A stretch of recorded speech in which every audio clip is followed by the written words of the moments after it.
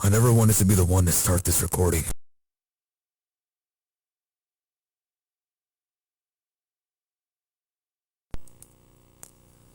I never wanted to be the one to start this recording. There were others, brighter, more articulate minds, but they're gone now. Silence has a way of choosing its survivors, and I suppose I was the quietest among them. I was tasked to observe, to catalog, and in the end, to testify. This is not a confession. It's a warning. The moment it all began wasn't a burst of light, or the press of a button. It was subtle, a decision made in a boardroom, a protocol approved without hesitation. The name was elegant in its simplicity, yet impossibly weighted in what followed. The genesis of it, not just the project, but the unraveling, marked the start of everything. That word still echoes in the empty halls of the labs like a curse. Genesis wasn't creation. It was permission. Permission to look deeper, dig harder, rip apart the limits of our understanding. We knew it was dangerous, but we saw progress in danger. We saw legacy. And maybe in our arrogance, we believed we were writing the first chapter of a better world. But we weren't authors. We were scribes. Recording something far older than we realized. This recording will continue. I don't know who's listening, but if you are, if you're still early in the sequence, heed this. Do not mistake beginnings for innocence. Genesis is not purity. It is potential. And potential unchecked becomes disaster. When I first met Agent Rhombus, he wasn't wearing the armor. He was just a man. Overly formal, always correcting people on protocol numbers. He carried himself like a wall, proud, boastful, just built to last. Back then, no one outside E.C.H.O even knew what he was. A failsafe, barrier between logic and collapse. It's easy to underestimate something that doesn't speak unless it has to. Rhombus never had to prove his strength. He simply was. We made him too well. Better than the rest of us, in ways we couldn't admit. I remember the way he stood, utterly still. In the observation chamber, he wasn't just monitoring the tapes, he was absorbing them. Patterning threats, calculating contingencies before we even knew we were in danger.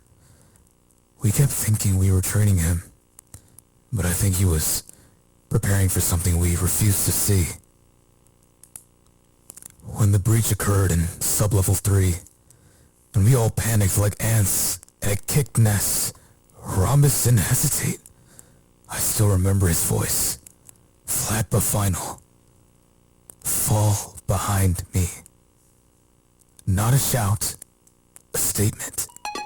And he held, even when the lights went out, even when the emergency override screamed that no one should have survived. Rhombus walked out alone. But what he left behind, it never stopped following him. So if you're watching this, if you made it past the first checkpoint and heard the name, Code 2, Rhombus, don't just remember him as a machine. Remember him as a threshold. He didn't fail. We just didn't realize what he was guarding us from. Time is the most dangerous thing we ever touched. Not because of what it is, but because of how much we think we understand it. We chart it, we name it, we build our entire perception of order on the idea that time is linear, stable, fair. But that's a lie we tell ourselves to sleep. The moment we tested the override algorithm, we didn't just bend the timeline, we erased its memory of even being straight. It began as a test of temporal redundancy, a failsafe, they said, to return to the moment before an error. But time doesn't like being overwritten. It doesn't forget. It fights back. We started noticing discrepancies. Objects moved, voices looped, people entered rooms that had never existed. And when we reviewed the logs, there were gaps. Thick, static walls where footage should have been. A memory scabbed over with something wrong. The first subject of the Time Overwrite project looked me in the eye during his final test and said, "I already died here." His vitals were normal. He hadn't left the chair, but he remembered. Something fractured, and when we activated the protocol again, he vanished. Not disappeared, just removed. There's no entry, no record. Only his words. "I already died here." If you're here because you triggered code 3, Time Overwrite, then listen closely. Don't run loops. Don't attempt reversion. Time is no longer listening to us. It's watching. And every time you try to fix it, you teach it how to break you better. Yeah, we're desperate. After Time Override failed, we thought a full reset might wipe the corruption. Clean the slate, so to speak. It sounds logical on paper. If the timeline is damaged, just roll it back to 0. That was the birth of the Clock Reset Initiative. No more bandages, no more patching data leaks. Just one coordinated wipe, every system, every file, every thread of temporal residue. A new beginning. But the timeline remembered. Or worse, it resented being forgotten. The first clock reset didn't end the anomalies. It buried them. And when they surfaced again, they were angrier, louder. The logs come back twisted, filled with entries we never wrote. Audio of voices that were never recorded. Camera feeds, showing hallways that didn't exist during construction. It was like the facility itself was trying to rebuild the broken parts we tried to erase. Well, one of the interns, Ellis, I think, triggered a reset without clearance. We found him in Archive B, sobbing, eyes open, staring at a screen full of static. The feed looped 3 seconds of him saying, "It never ended, it just restarted." Over and over. I pulled the plug myself, and even now I still hear his voice, repeating that phrase when I walk past that door. If you've reached Code 4, Clock Reset, then whatever you've seen, or whatever you're trying to fix, stop. The clock is not yours to command. Every reset teaches it how to hide longer, how to come back stronger. Some things aren't meant to be started again.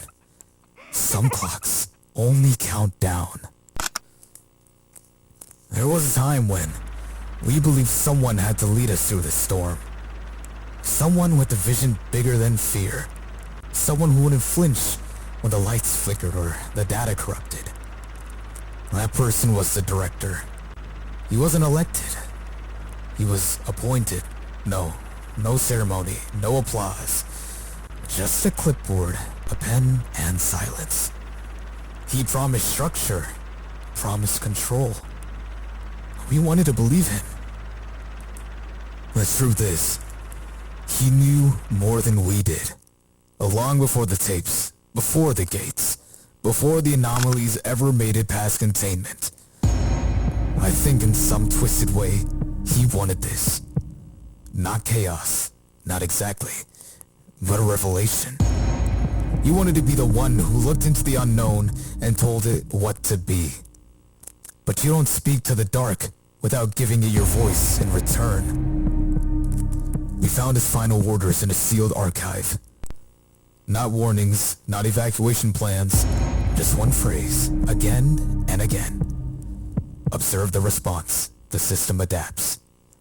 He called it learning, but we called it loss. The day he vanished, he didn't leave a message, just his keycard jammed into the override console, bent, as if he'd fought with it before disappearing. If you're hearing this under Code 5, Director, understand this. Leadership without empathy is manipulation. He didn't lead us. He used us. And if he's still out there, he's not watching for your survival. He's watching for results. You start to notice patterns. The first sign, not chaos, order. The kind that wraps itself around your throat gently, so you don't even realize you're being strangled.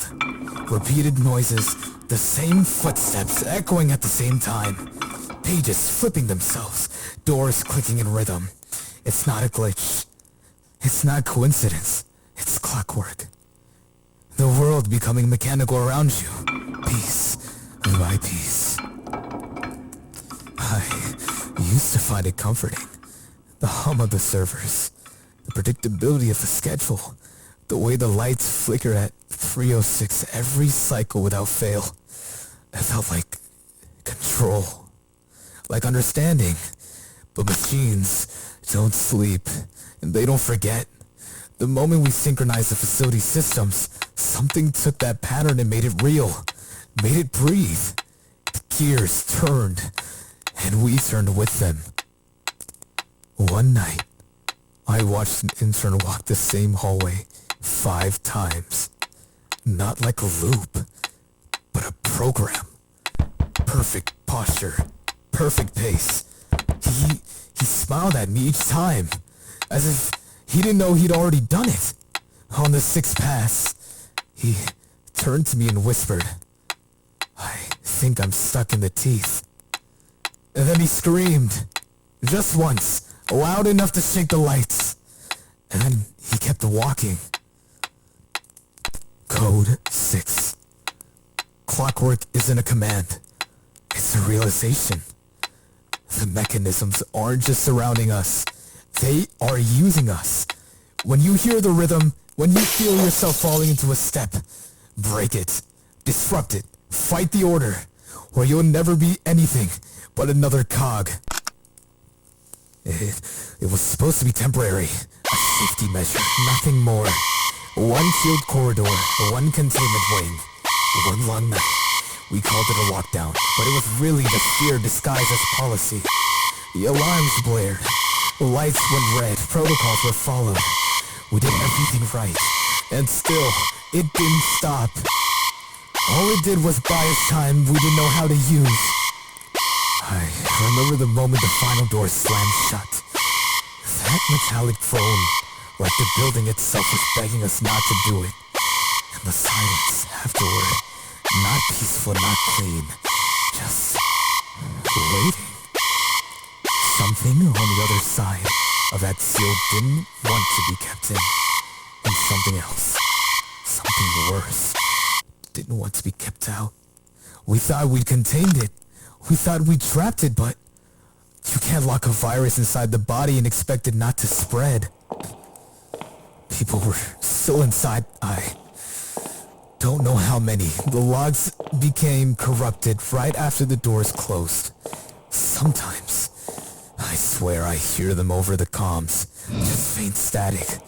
Or sobbing or begging, but it's always the same phrase. It's not sealed. It's breathing. Whatever we shut in or shut out, it learned. The doors didn't end it. They changed it. If this feed was triggered by Code 7, lockdown, you're already inside the perimeter. You've passed the threshold. So listen to me carefully. Do not try to open the doors. Do not try to escape the way you came. If you're still alive, then it's because it hasn't noticed you yet. Pray. Pray it stays that way. We thought it was debris at first. Something fractured from the system during the clock reset. Maybe a splinter of corrupted data. A visual anomaly. But we were wrong. It wasn't digital. It wasn't even physical. The object we recovered from the breach wasn't part of the system. It was watching it. Watching us. A shard of something older. Something colder than machine or mind. It was smooth. Mirror-like. But not reflective. Not really. When you looked into it, it didn't show your face. It showed the version of you that saw it first. The version you buried. The thoughts you swore you never had. The person you might have been if things had gone just a little worse. People started too long. Lost time. Spoke backwards. Forgot their own names. We ran every analysis we could. Radiation, frequency, resonance. It emitted nothing. It absorbed everything. The longer it stayed in the facility, the more it pulled things in. Voices, memories, entire files erased from the system, but whispered in defense. We thought we'd contain it in Chamber D, but Chamber D doesn't exist anymore. Just a hallway that leads to a door that won't open, unless you're already inside it. This log surfaced under Code 8. Shard. You've seen it. Or it's seen you. Don't try to understand it. Do not try to control it. That piece doesn't belong to our world. It's a fracture. And fractures only widen. Sunfall. It sounds poetic. Almost hopeful, doesn't it? Like a sunrise or a new dawn. But it's neither. It's the exact opposite. The slow, inevitable collapse of everything we thought was stable. The second time we encountered it, the first time we thought we could contain it. But Sunfall doesn't respect boundaries. It doesn't care about our protocols or our warnings. It's a cascade, a storm, a fall of everything familiar into the abyss. The name was given by a junior tech who described the way the facility's power systems flickered out in waves, like sunlight being swallowed by shadow. Then the backups failed, and the silence settled in like an answer to a question no one wanted to ask. We watched as systems restarted in pieces, but every reboot brought with it fragments of something else, something alien, something broken. The sun fell, and with it, our certainty. We started losing people after Sunfall, not to the virus or the anomaly, but to confusion and despair. They vanished from their posts, wandered into secured zones, or just stopped responding entirely. When we found their last recording words, they weren't cries for help. They were warnings, repetitions of a phrase that still haunts me. It's coming for us all. If you've triggered Code 9, Sunfall, then understand this. It's not just a phase, it's a collapse. A beginning of an end. If you don't move fast, it won't just take the facility. It will take you. The core! It's not just the center of the system. It's the heart of everything we feared, but never named. I don't know what's alive there anymore. If it's a machine, memory, or something worse. It pulses beneath us like a slow, terrible heartbeat, waiting to consume what's left. Every step closer feels like sinking deeper into a nightmare with no escape. A place where all broken pieces gather to become whole again, but in a way we can't survive. Then there's a reboot. Not clean slate, no. It's the system's last desperate scream for survival. But every reboot is a wound reopening, a scar tearing loose. When the countdown starts, you can't help but feel the weight of every lost soul pressing down every failed attempt, echoing in the silence between the pulses. The walls don't just reset, they remember. They remember us, and they want us back, broken or not. The final echo. That's the last thing I heard before everything went dark. A whisper in the static. A fading signal in a dying world. It's the sound of everything ending and nothing forgotten. If you're hearing this, it means there's still a chance. But that chance is slipping away faster than I can say these words. Listen carefully. Hold on. Fight. Because after the final echo, all that remains is silence. And I'm not sure if anyone will hear what comes next.